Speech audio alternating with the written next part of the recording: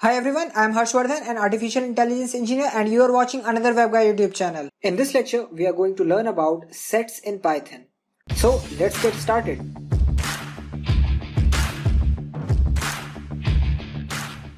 And if you have not yet subscribed, hit the subscribe button and also hit the notification bell icon so you don't miss any of our upcoming videos. A set is a collection which is unordered and unindexed.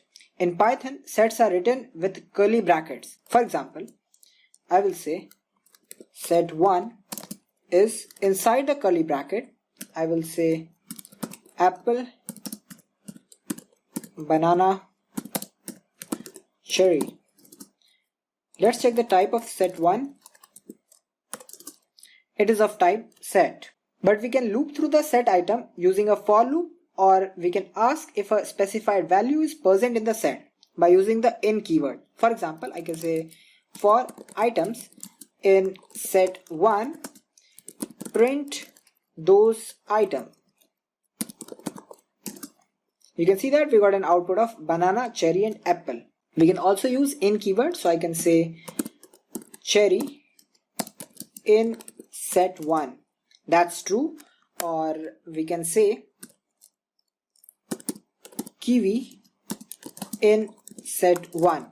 That's false because we have only three elements: banana, cherry and apple. Once a set is created, you cannot change its item, but you can add new items. For example, I will say set1, grab the element 0 and convert it to kiwi.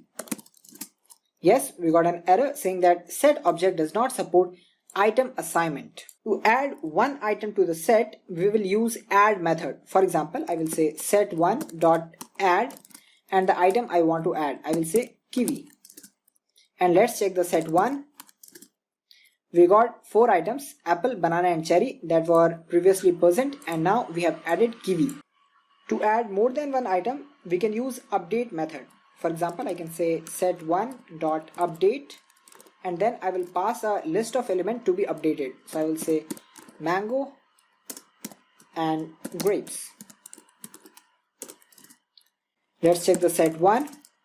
Now we have grapes and mango in the set. Here also we can use a length function, which is len function, to identify the length of the set, or you can say to identify the number of elements present in that particular set.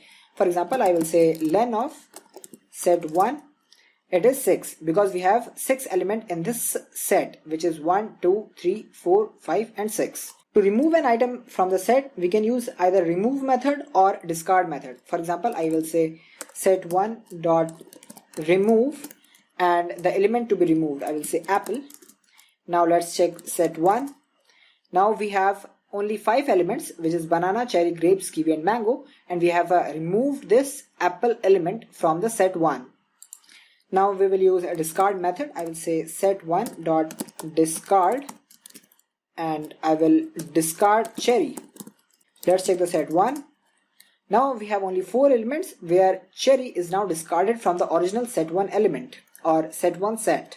We can also use pop method to remove the last element from the set, but remember that since sets are unordered, so we will not know what item will get removed. So for example, I will say set1.pop and now grapes is removed, whereas in the set1 the last element was mango. We can use clear method to empty our set. For example, I will say set1.clear and check the set1. Now we have no element inside this set1 because we have used this clear method. To join two sets, we can use either union method or update method. For example, I will say set1 having these elements and set2 have apple and cherry.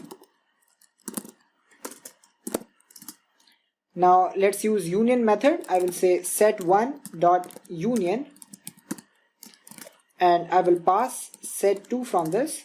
So you can see that we got an output with all the elements present in set1 and set2. We can also use update method. So let's redefine these two sets and I will say set1.update and I will pass set2 from this. You can check set1. Now we have all the elements present in this set1 and set2. We can also use set constructor to create a new set. For example, I will say new set, and inside this we have set. I will say apple and banana. Let's check the new set. We have two elements, apple and banana. Note here that we have used two parentheses. That means inside the set function we have passed a tuple having two elements, apple and banana. One most important thing about the set is that it will consist only of unique elements. For example, I will say list1 having element 1 1 1 1 2 3 4 2 3 4. Now I will create the set of list1. I will say set and I will pass list1. Now you can see that we got output of 1 2 3 4. So it will consist only of the unique element present in this list1. So that's all for this lecture. See you in the next one.